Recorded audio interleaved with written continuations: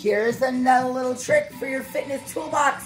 Hi guys, we're gonna be doing one move to strengthen up those knees, hips, calves, everything from the belly button down and improve posture. All right, now we wanna squeeze the feet and the knees together and we're gonna squat down. Make sure that we're keeping our duck butt and we have even pressure on our heels.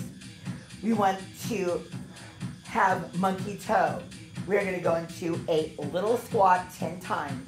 1, 2, 3, 4, 5, 6, 7. Keep your knees. 8, squeeze. 9, hold. Lift right heel. Let's pulse on left. 1, 2, 3, 4, 5, 6, 7, 8, 9, 10. Hold, lower right, elevate left.